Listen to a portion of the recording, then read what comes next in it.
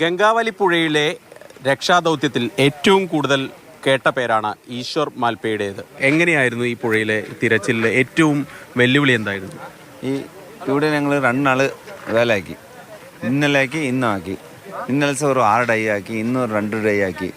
എന്താ ഇവിടെ കഷ്ടം പറഞ്ഞാൽ വെള്ളം ഒരുപാട് വെളിയുണ്ട്, പിന്നെ തണ്ണി കളക്കായിട്ടുണ്ട്. അപ്പം കീഴെ പോയി ഒന്നും കാണാൻ വയ്യ. നമുക്ക് അവിടെ കീഴെ കിട്ടിയത് ആലമരൻ്റെ കഷ്ണ, പിന്നെ കമ്പി, വീടിൻ്റെ തകട് ഷീറ്റ്, പിന്നെ കല്ല്. താഴേക്ക് പോയപ്പോൾ ഏറ്റവും നമുക്കൊരു ചാലഞ്ച് എന്തായിരുന്നു ശരിക്കും? കീഴെ പോയ ആൾ മേലോട്ട് പറഞ്ഞ ഒത്തിരി ബുദ്ധിമുട്ട്. 10 റിസ്കിൽ ഞങ്ങൾ പോയി. എന്താ പറഞ്ഞാൽ കീഴെ 3 പേരുണ്ട്. എവിടെ ഉണ്ടെന്ന് തെരിയില്ല. അതിനോട്ട് ഞങ്ങൾ വന്നു.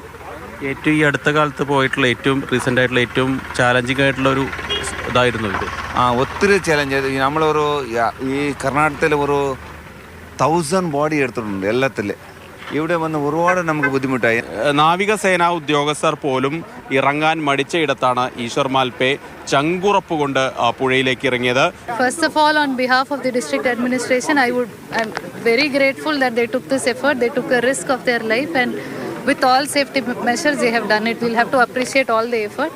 But unfortunately, even in the 4th point, we could only get a tree, mud and boulders. ഏതായാലും ഈ കാരാവലി മേഖലയിലെ തീരദേശ കർണാടക മേഖലയിലെ ഏറ്റവും വൈദഗ്ധ്യമുള്ള മുങ്ങൽ വിദഗ്ധരെ തന്നെയാണ് ഈ ഒരു ശ്രമത്തിന്, ഈ ഒരു ദൗത്യത്തിന് കൊണ്ടുവന്നത്. സാഹചര്യം വീണ്ടും അനുകൂലമായാൽ വീണ്ടും ഒരു ശ്രമം കൂടി നടത്താൻ എത്തും എന്ന് തന്നെയാണ് ഈശ്വർ മാൽപ്പെ വ്യക്തമാക്കുന്നത്. വിനോദ് മൊറാഴയ്ക്കൊപ്പം ഷിരൂരിൽ നിന്നും KB ശ്രീധരൻ, മാതൃഭൂമി ന്യൂസ്.